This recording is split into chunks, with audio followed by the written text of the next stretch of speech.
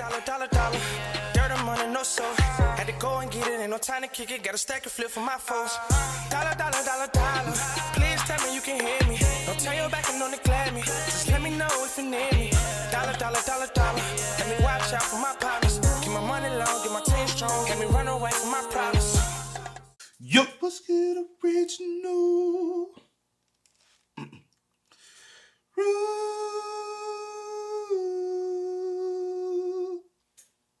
Got a little shaky there. It was a little shaky, but it was good. It was a little shaky, but it was almost there. Looking at us.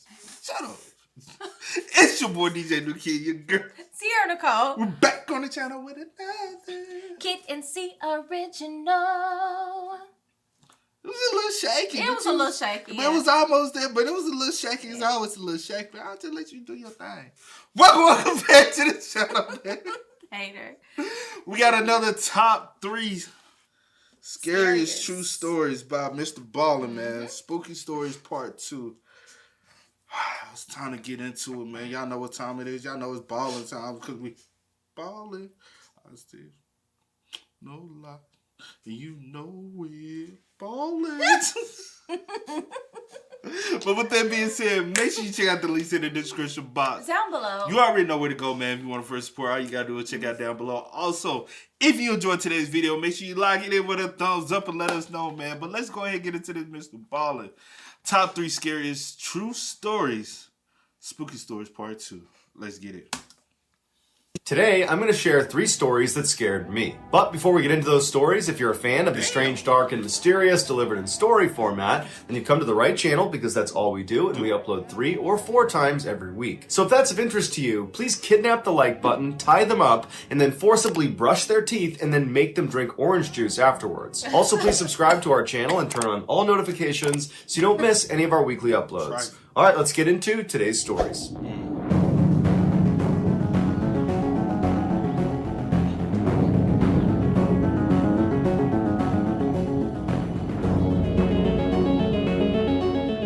In 2010, Kayla was a senior at the University of California, Santa Barbara, a big party school. And one Friday evening, Kayla and her friends were at a big party, and Kayla was having a great time, but she was starting to feel really tired. And so she asked her friends if maybe they wanted to leave early, but none of them did. And so Kayla left on her own. Luckily, her house was just down the road, and so she was at her front door in a matter of minutes. That night, her 2 roommates, who were also college seniors, had decided to stay in and just have a nice night with a couple of friends having some wine. And so when Kayla walked inside, she happened to turn to the right and she looked on the closest wall where there was a sofa, and she saw there was a guy laying there with a blanket up to his chin and his eyes were wide open. She didn't recognize him, but he was staring at her, and she figured, oh, he must be a friend of her roommates. But as she walked across the room, she kind of glanced back at him, and he had pulled the covers down slightly and he had lifted his head up, and he was staring at her kind of menacingly. And so Kayla got a really bad vibe from this guy and just kind of hustled into her room, shut the door behind her, and locked it, something she never did. And a few minutes later, she was in her bed and she was passed out. A couple of hours later, she woke up to what sounded like tapping on wood. And so she sat up in her bed and she's kind of looking around. She had a couple drinks the night before and she's half asleep, so she's a bit disoriented. But finally, when she gets her bearings, she realizes this tapping sound is the sound of someone drumming their fingers on the outside of her door. And so she's looking at her door, wondering who would be doing that. And then all of a sudden, the drumming stops and it's replaced by the sound of this person scratching on the outside of the door. And so now Kayla's thinking, okay, is this guy who was out on that couch, is he playing a joke on me? And so she's sitting there wondering if she should just go over there and open the door and tell him to stop. But before she gets out of her bed, the scratching gets louder and louder and louder until it's so loud that it's kind of menacing. And so Kayla... That's one thing in college I hated. Like when I go like having roommates in college, and you already slamming. But it's in college having roommates that they just invite random people over and you to be like, out. And I used to hate just coming back in, and I'm like, who this motherfucker? Like, you invite random people to hang out, and then you be like, oh, I'm about to go to my room. You can do whatever. And then you don't really even know these people like that. And they ain't speak or nothing. I'm like, at least, you know what I'm saying? Say, hey, I'll be like, what's up with it? And then my biggest pet peeve was y'all just like, oh, we in college, we gonna leave the door unlocked. And I hate that too. Like, do not leave the door unlocked. I ain't gonna lie, like, having roommates in college was the weird, like, it was a cool, especially where you didn't really experience, like, having... Like, random people. Yeah, random people. But I really had, like, just thrown with nothing but random. Yeah. And it's cool because you get to know new people, but it's horrible because you meet... Well, actually, I did experience it to a point, but not to your extent, yeah. It gets louder and louder and louder until it's so loud that it's kind of menacing. And so Kayla decides she's not going to go out there. And so instead, she pulls out her phone and she texts her roommate and says, hey, can you please come out in the living room and take care of your friend who's harassing me? But she doesn't get a response from that roommate, and the scratching is just still loud as ever. And so she texts her other roommate the same message, come out and take care of your buddy here. But again, she doesn't get a response. And now the scratching on the door has stopped, and it's been replaced by jiggling of her doorknob. And so now Kayla is just mad, because this is obviously a prank, and it's a dumb prank. And so she yells out, hey, stop! But it doesn't do anything. And so now Kayla's like, okay, I gotta call my roommates, wake them up, they'll come out and they'll handle it. And so she calls one of her roommates, and they do pick up this time. And Kayla angrily tells them, hey, come out into the living room and tell your friend to knock it off. He's totally harassing me. And her roommate was confused. She's trying to make sense of what Kayla's saying, and she says, Kayla, what are you talking about? What friend are you talking about? And Kayla says, the guy sleeping on the couch, the guy in our living room sleeping on the couch. And her roommate said, Kayla, we didn't have anybody over last night. Is somebody out there? You need to call the police. Kayla's adrenaline surged, and she very calmly told her roommate, lock your door immediately.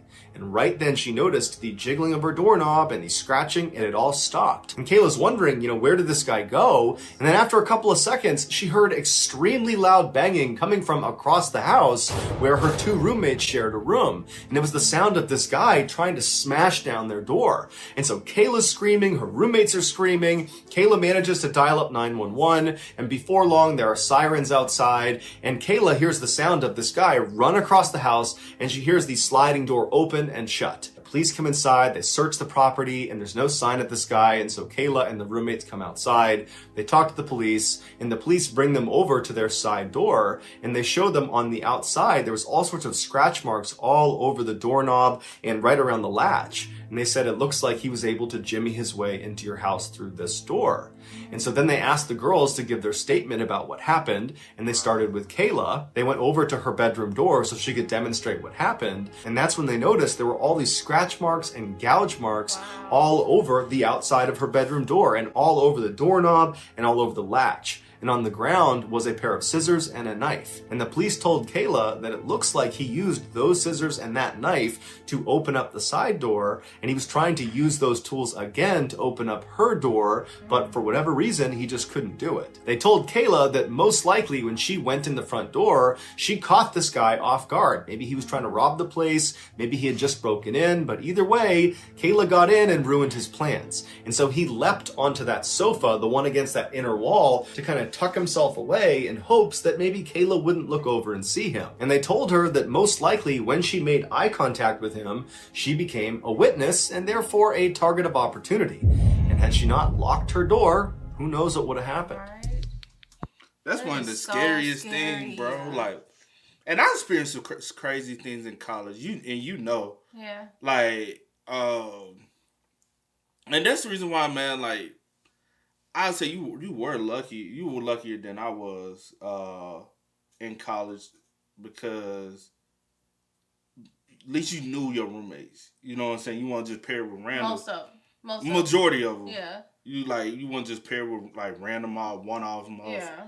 Me, I was paired with random one-off and just because I had one roommate trying to be a drug dealer and getting robbed in the apartment while I'm at work. Yeah. And I come back, I never even knew about it Right. until somebody at work told me, hey, we heard your roommate got robbed in your apartment. And I'm like, huh? Yeah, he called himself selling drugs. And I'm like, huh? I'm like, and that's the scariest thing because you don't know what these people doing outside. You think we just all here trying to get an education, working, doing whatever, but you trying to do something else, get caught up with people you have no clue about. And then probably 6 months to a year afterwards, our spot gets shot up. Yeah. Luckily, then I was back home because I was back home with you, and I was like, the fuck. I was like, our spot gets shot up. They were like, yeah, man, we ain't hear from you. So we ain't know nothing. I was like, bro, I was back home for the weekend. Right. And my roommates, those roommates wasn't into that at all. Yeah. And him and his girl was up. Yeah. And he was like, the bullet traveled right over her. My goodness. And the other roommate, it went through the window, all the way through his bathroom wall, through the other roommate bathroom wall. That could have went and went all the way. The bro bed was right here. Yeah. His door was right here, and the bullet literally hit the doorknob. And his head was right there, like in the same range as the doorknob. And he was like just a couple inches over, it would have killed me. That went totally wrong. Well, totally different, I should say. It would have literally hit my head. And I was like, I was like, why? And I stayed in an apartment for a whole week because I was on the phone with you. I was like, hey, it's been quiet. I'm like, I'm glad I don't know where they at, but then come to find out, they come back like, you ain't here? I was like, nah. It's like the spot got shot into.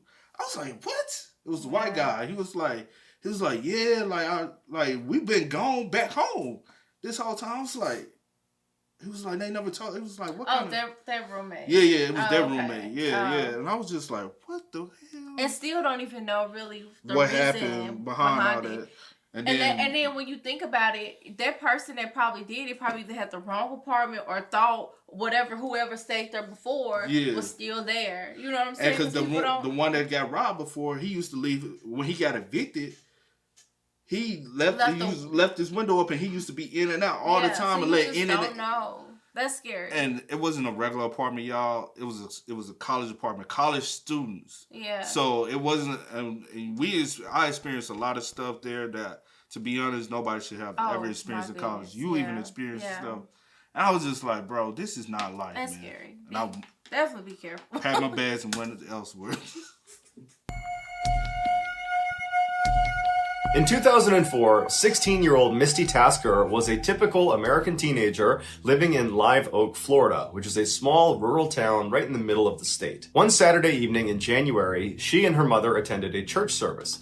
Afterwards, they hopped in her mother's truck and they got on the country highway and began making their way home. Their house was just 20 minutes down this highway. It was a straight shot. And this highway was pretty desolate. There were no street lights. It was actually a dirt road despite being a highway. And it was just thick forest on both sides of the road the entire way. There were no buildings or houses between the church and their neighborhood. Misty's mother was already a very anxious driver who would keep both hands on the wheel. She would sit up and kind of hunch over the wheel and keep her eyes intently focused on the road, but at night her driving anxiety would shoot through the roof because she had really bad eyesight. And so she would go to great lengths to not drive at night to avoid that high level of anxiety. But the church service they had just come from had run a little bit long, and so now Misty's mother is driving with the sun starting to set, and she's going as fast as she can to try to get home before it gets too dark. And so as they're bombing down this road at about 55 miles an hour, despite it being about a 40 mile per hour zone, Misty, who's in the passenger seat, just happens to look over at her mother for no particular reason. And as she's looking at her, she notices out her mother's window, it looks like there's a little girl sitting on the side of the road. What's a child doing out here in the middle of nowhere? She says to her mom, I think I just saw a little girl. And Misty's mother, who's high up on the wheel, she did not hear Misty the first time. She's just focused on driving and trying to get home. And so Misty says again, I think I just saw a little girl. We need to go back. I don't know what she's doing, but I feel like we need to go back and make sure she's okay. And so Misty's mom looks over at her and she's not prepared to turn the car around. That means staying out later, and it means she's going to be driving in even darker conditions. And so she's like, did you really see someone? Because we got to get home. And Misty's like, Mom, I'm pretty sure I saw a little girl. We have to go back. And so finally, Misty's mother, she's very annoyed, but she stops the car, she does a 3-point turn, and she begins driving back up the road where they came from towards this girl. Now, they had only made it about a half mile from where Misty believed she had seen this girl. And so pretty quickly, they slowed down because Misty said, I think she's in this area. area, and they both began scanning the right side of the road because that's where she's going to be now that they've turned around. Now, it was starting to get very dark outside, but there was enough light and they had headlights. They were pretty confident they'd be able to spot this girl. And so as they're slow rolling down the road, they both see this girl a little ways up on the right-hand side. Her back was to the road. She had her knees tucked up to her chest and she was rocking back and forth. Misty's mother made a comment that it was a little bit surprising that this girl was out here. I mean, there's really nothing around here. There's no houses, there's no buildings, there's no trails to be walking in this forest on either side. It was just kind of thick forest. And so she just thought it was very strange that this girl would even be out here, especially because there's not any traffic on this road. And so Misty's mother began slowly rolling up to her, and she told her daughter that instead of just stopping right away, let's just drive past her and get a look at her, and then we'll turn around and see if she needs any help. And so as they got right up next to her, they realized she was not a little girl. She was a young teenager, but she was not a young child. And as they drove right past her, they would expect her to turn around and acknowledge the car creeping up on her, considering there's no other traffic in the area and you're just some person sitting on the side of the road. You should definitely turn around and see what's behind you. But the girl did not acknowledge them. She just continued to have her knees up to her chest and rocked back and forth. And so Misty and her mother are a little bit freaked out by this, but they drive past her about 50 meters. Misty's mother does a 3-point turn, and when they're looking back down the road, where the girl should now be on their left-hand side, they're oriented back towards their house now, she wasn't there anymore. But there were no street lights. It was now almost completely pitch dark outside, and so all they had was the headlights. And so Misty told her mom, drive up a little ways. Maybe the girl stood up and moved and we just can't see her because she's not in the headlights. And so Misty's mom began driving down the road and kind of turning slightly towards the left to shine the light more to the left. But there was no sign of this girl. For good measure, they turned right slightly to shine the lights more to the right-hand side of the road, but there was no sign of this girl. And so Misty and her mother just slow rolled back down the road, kind of keeping their eye out on both sides. But after traveling for several minutes, going about 5-10 miles an hour, and seeing no sign of this girl, they decided that, well, she must have just gone back into the woods and gone back to wherever it was she came from. And so Misty's mom began picking up speed, and before long they had gone maybe 2 or 3 miles away from where they had seen this girl, and they were coming up to this 4-way intersection with stop signs all around. And as they were getting close, Misty's mother gasped, because on the other side of the intersection, on the right-hand side, was this girl sitting on the side of the road. She's got her back to the road, her knees are up, and she's rocking back and forth. And I don't trust that type of shit. That's a paranormal activity type. You know what I'm saying? Right, and then even like how did you get from this point to all, Yeah. Yeah. Like, it's either you a ghost. And you know something with situations. Well, yeah. Or, you finna say this situation what? No, I was just about to say with situations like this, when you see somebody, you're like, oh my gosh, like I have to help.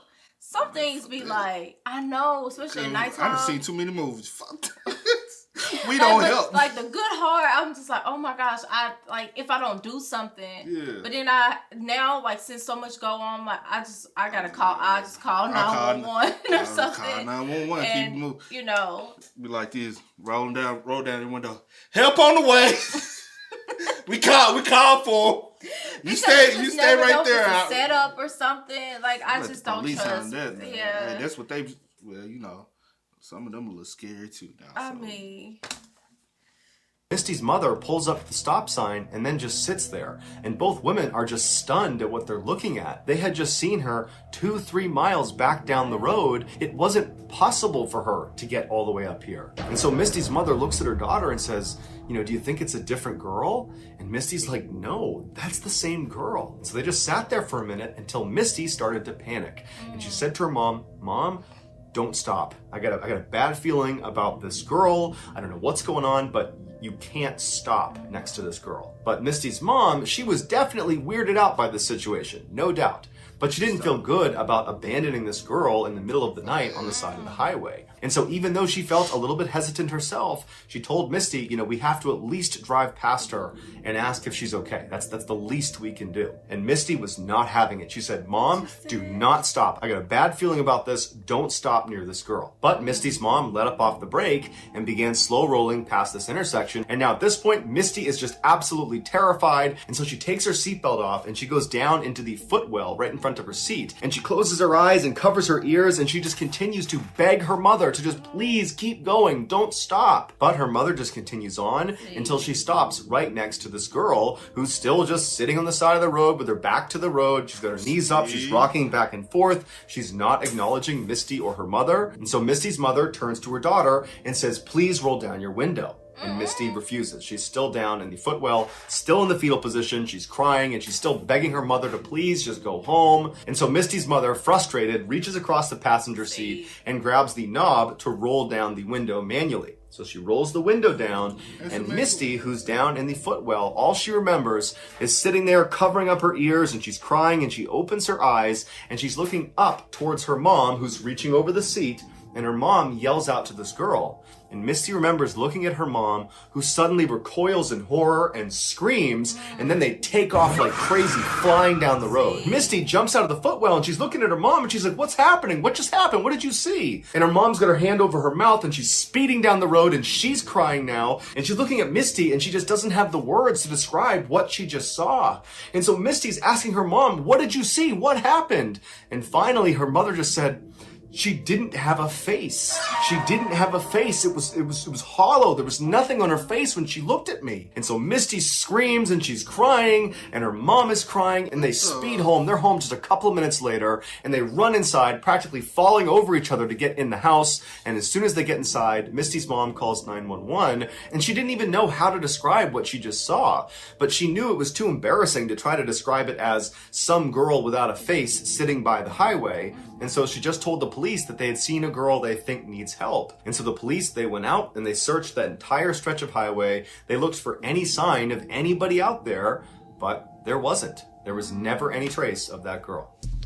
See? I told you this was like some paranormal activity. It is. type Well, soon when they said that she was sitting in another spot? position rocking. No, the you rocking talking did it about for the me. I was just sitting rocking and not even acknowledging anything. I was like, got a bad feeling. No. I ain't gonna lie, that kind of reminded me of that time I had told you about that time. Me and my mom were riding down the road, and I saw some oranges here. Went over the prison gate. Some oranges? Something Oh, orange. something orange. Went over the prison gate, and I told my mom, I said, I just saw some orange. She said, because the prisoners were at that time wore orange jumpsuits. Kind of find out, prisoner had escaped. And they found him at an old lady house. Oh. And they were like, luckily y'all had contacted us immediately. It was two inmates had just escaped, and they had went into this old woman house and changed clothes. Yeah. And was finna kidnap, not necessarily kidnap her, but put her and have her drive them somewhere. But they was able to catch them. But this ain't got nothing on that. Ain't got nothing on this, dog. I ain't never trying to see nothing like this. Yeah. And I was gonna ask, have you ever experienced driving down a road? Have you? I don't even like driving. Something, I don't like driving cause back home we got a lot of roads like that, but not dirt roads. But no, just country highway roads. But at least they pay. Like the road I took you down. Like the last time we went home, when I showed you where my mom's from, ain't nothing but country and driving down there at nighttime. I used to hate going down them little tight roads and you ain't got nothing but trees hanging over. I used to get this eerie feeling every time you travel down a road where it's heavily people have paths on history, this road, stuff like that. Yeah. I used to just feel oh my gosh, this feeling. Because most of those lands are old slave history lands and those basically those roads are the roads they used to take and you can branch off and go. So it's you talking about the history, those lands got a lot of history behind it. In 2016, a 25-year-old Wall Street banker named Matt was camping near Mount Rainier in Washington state. His job was so hectic that in the rare times he got a chance to, he would disappear into the wilderness for a few days to clear his head. Despite living in one of the biggest cities in the world, Matt was actually a very competent outdoorsman. And so for this trip, he decided he would stay way off any trail, deep in the backcountry in random locations. On the first night, he found a nice clearing in the trees, and so he set up his campsite there. He ate some food over his fire, he pitched his tent, climbed inside, and within a few minutes, he was fast asleep. Several hours later, Matt woke up to some strange sounds coming from outside of his tent. It sounded like a couple of animals or maybe one animal moving around right outside. And so after a while of just hearing this constant sound, he rolled over and he barely unzipped his tent flap just to look out and see if he could see whatever animal it was. And what he saw shocked him. There was a man sitting in front of his fire pit. There was no fire in his fire pit. And the guy was just sitting there with his hands on his knees, looking straight down. And periodically, he would just kick his feet in the ashes of the fire pit. And Matt didn't even know what to do. So he's just looking at him through this little tiny gap in his tent. And this man all of a sudden looks up directly at Matt and makes eye contact with him. And the guy's eyes go wide and he stands up, turns around and runs away from Matt's campsite. Matt has no idea how to react to this. And so he just quickly unzips his tent, jumps outside and shines his light into the forest looking for this guy. He's thinking to himself, who is this guy? I am in the middle of nowhere in the backcountry of Washington State. How long was he sitting outside there for? What does he want? And so as Matt is trying to make sense of this totally weird thing, he's thinking, okay, I'm going to look out and I'm going to see his flashlight somewhere, or I'm going to see his campsite. You know, maybe he's set up nearby, and he's looking around into the total darkness. He's looking through all the trees, any light source anywhere out there he would see. And there's not one. There's no fire. There's no flashlight. There is nothing. And so eventually Matt goes back inside of his tent, he zips it up, and he's just left kind of dumbfounded. He can't understand how some person was just sitting outside of his tent for no apparent reason and then vanished into the forest without even turning on a flashlight. And so after a very restless night, finally the sun came up again and Matt was very relieved. He stepped outside, and after a little bit of time now from this strange incident, Matt started to tell himself that all that was is some guy happened to set up his campsite nearby. It is possible, albeit rare because we're in the backcountry, and maybe he was just intoxicated and he wandered over here and, you know, stranger things have happened, so that's probably all it was. And so Matt felt like there was nothing to worry about. He packed up his campsite and he began hiking into the forest. That's one thing I don't like about the forest, bro, because ain't no telling what's out there in the woods. Right. And you don't know what's out there. You know, people don't think, oh, you know, yeah, you go run into some wild animals, stuff like that. Yeah, but you don't know if someone living out there. Because you got to think about it, people really do live off the land. Yeah. And you don't know, like in the mental capacity of people who are living off the land, you don't know and that's one reason why, I ain't no outdoorsy person. It just ain't me. A planned route. Instead, he had a map and a compass, and he began just kind of wandering in the forest, kind of exploring wherever he wanted to go. And over the next 2 days, he covered at least 10, maybe 15 miles in kind of random zigzag directions. He found a nice clearing, and he set up another campsite. That night, he set up a fire and he was eating some food near his fire. And then as he's sitting there, he hears rustling coming from behind him. And he's pretty sure it's an animal, so he turns around and he doesn't see anything. And he goes back to eating his food. And then a little while later, he hears some more rustling behind him. And this time, he can't really just write it off. Clearly, there is something behind him that's moving around. And so he stood up, turned around, and remained motionless and just listened, expecting to see maybe a deer come out of the woods. But instead, he hears a man's voice come out of the darkness that says, "Do you know how to get to Bell's Canyon?" And Matt's heart starts racing. He knows that even though he can't see him, it has to be the same guy he saw 2 days ago. Because they are in the middle of nowhere. He hasn't seen any other hikers or campers or anyone. And clearly this guy has the ability to sneak up on him. And so he's thinking, what does this guy want? I just spent the past 2 days hiking in random directions for 15 miles, and he must have followed me. And so Matt, not knowing what else to do, just says, I don't know where Bell's Canyon is. And then there's silence.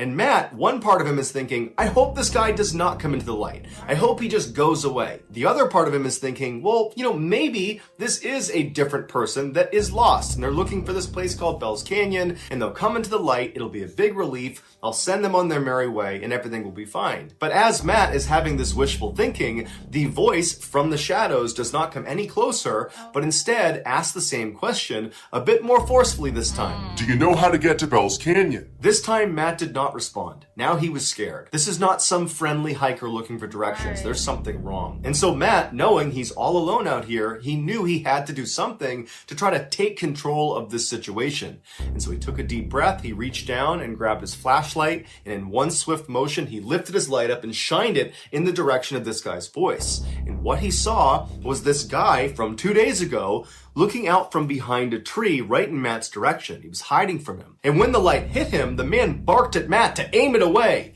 And Matt kind of instinctively lowered his light, but now he was too scared to raise it again, and now he knows it's the same guy. This guy has been following me for 2 days. And so for several minutes, Matt just stood there absolutely terrified, and this guy, he just stayed out there. Matt didn't hear him move. It was just a complete standstill. And then the silence was broken yet again by this voice, except somehow he had moved even closer to Matt. And when he came through asking the same question, "Do you know how to get to Bell's Canyon?" his voice was so close to Matt that Matt got scared and raised his light up, and the man was standing just a few feet away from him. And this time the man's... What the fuck you hit me? I'm sorry, I'm just Bro, sorry. you talking about... I'm sorry. Like we ain't in the movies no more, bro. You over here tapping me like we was in the movies the other day. I'm like, bro. No, but I'm like, oh my gosh. Okay, I'm sorry, because I was like, oh my gosh, how did he get close to him without him knowing? Okay, come on. Maybe it's not actual. Actual. Yeah. I know, that's what I'm thinking. It's still...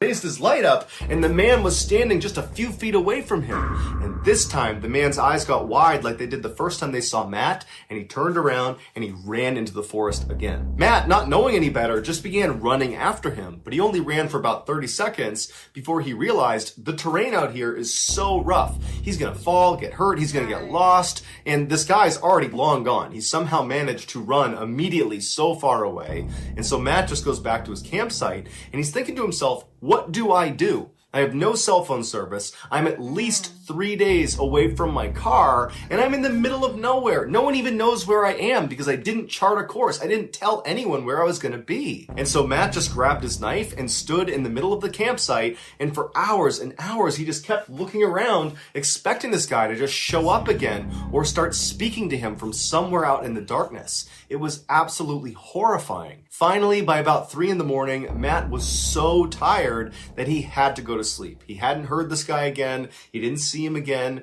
and he figured, I need a little bit of sleep because tomorrow he's gonna pack up his campsite and begin this epic journey back to his car. And so he climbed in his tent and he had a very restless next couple of hours. And then the sun came up, Matt jumped out of his tent, packed up his stuff, and began practically running in the direction of his car. All day, as he was hiking, Matt kept looking over his shoulder, expecting to see this guy, because clearly he had followed him for multiple days, over 15 miles, and so the likelihood that he's still following him was really high. And so all day, Matt just felt like he was being watched, he was totally terrified, and then the sun started to go down, and Matt knew he would have to camp out again.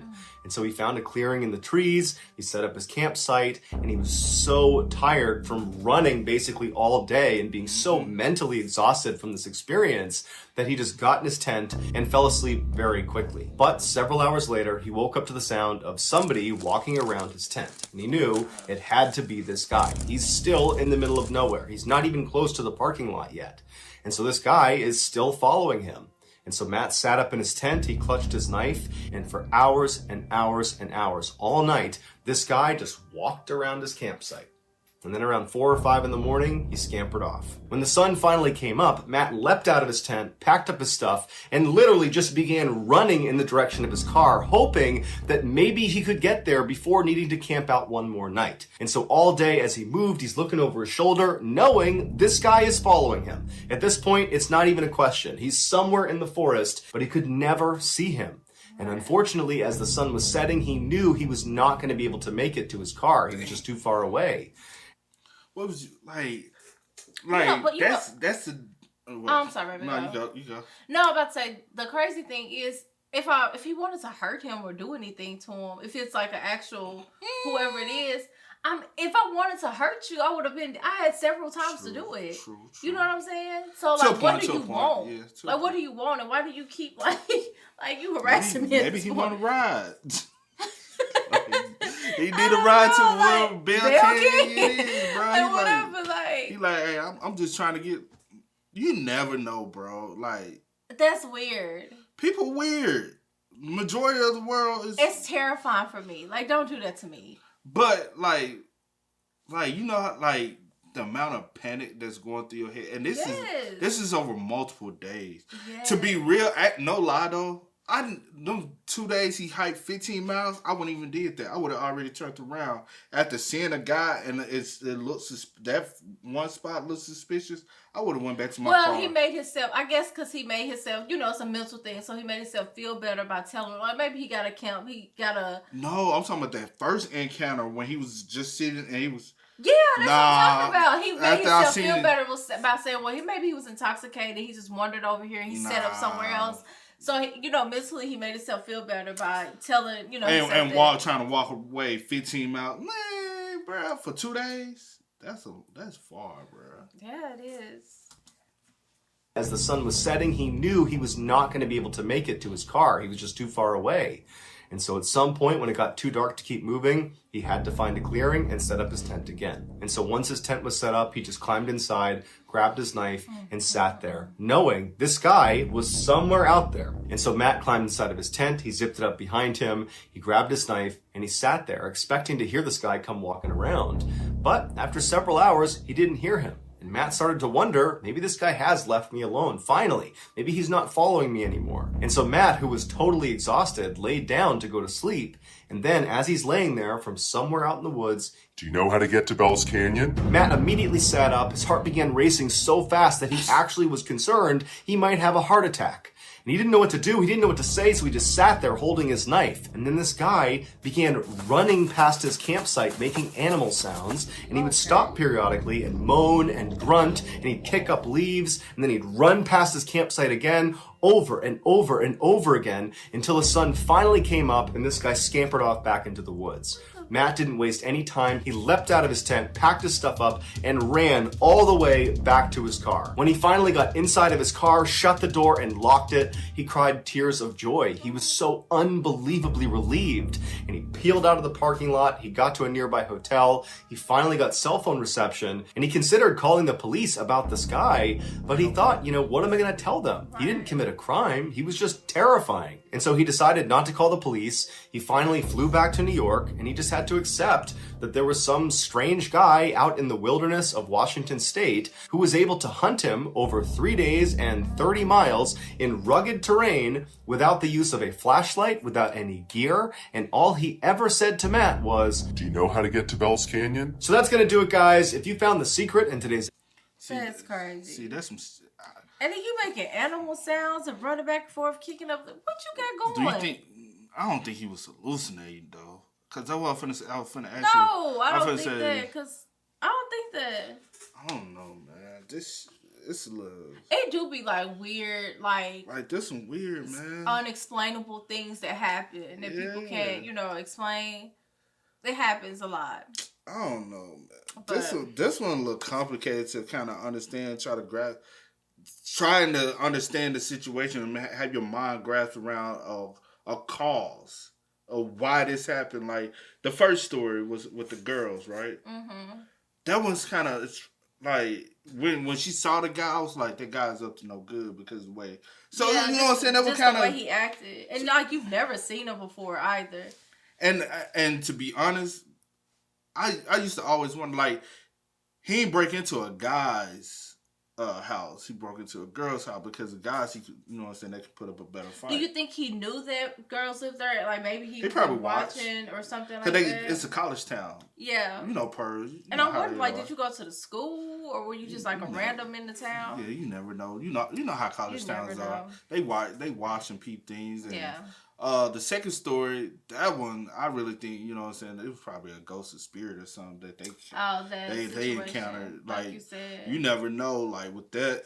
Yeah. That one's the mom's and the girl, she just had an eerie feeling. She had like a eerie feeling deep down. Mm-hmm. Like her woman's intuition or basically her spirit told her like, hey, this is not good. But her mom, how most mothers stubborn. They call it like it is. Or she was just being like, mothering, like, oh my gosh, if this is a teenager or a child. So let me say, if that was you in that situation, I know for a fact you keep him rolling. I sit on I'm gonna call 911. You gonna be calling me? Hey, somebody over here on. And I'm already be on the phone. Hey, shawty, they coming for you. Shawty, they coming for you. You be careful out here. I'm not stopping. I'm sorry. Like, but the third one, I wouldn't even put myself in that type of situation because 9 times out of 10, I don't mess with the wilderness like that. Yeah, For one, I don't like I'm cool with bugs and stuff, but I don't like all the sweat and bugs. But you have some people like that's what they do. That's their hobby. They love that. Yeah. You know what I'm saying? And they I do it understand often. that. I understand it, but again. But I wonder, like after that, how long did it? Have you like went back out to any woods and camped out? True. Or if you have, how long did it take you? How to long be did like, it take? Okay, Or have you ever been back to that particular campsite? I wouldn't go back out there because it's gonna pop out again. Hey, do you know how to give Oh my gosh. And I wonder if anyone else if it's like something like seriously like that happened or whatever, has anyone else experienced that? Exactly. Who is the person? Mm-hmm. You know, did they get lost out there and like just kind of adapted to like their like I said, he could have actually dealt with somebody who probably got lost out there and actually died and they're trying to find their way. It just could have been a spirit. You know what I'm saying? People see stuff like that. I personally don't believe in that. Yeah. I'm just saying. That's what I was going to say. Personally, I haven't never experienced nothing like that, but I have heard stories where people experience things like that. So I don't know. We've seen movies. Movies depict that type of stuff. So it could have been somebody who's dead out there, and they're trying to find their way home. Yeah, kind of. And like they asking you how, like, what's the direction to home? Yeah. Which their home is Deer Canyon.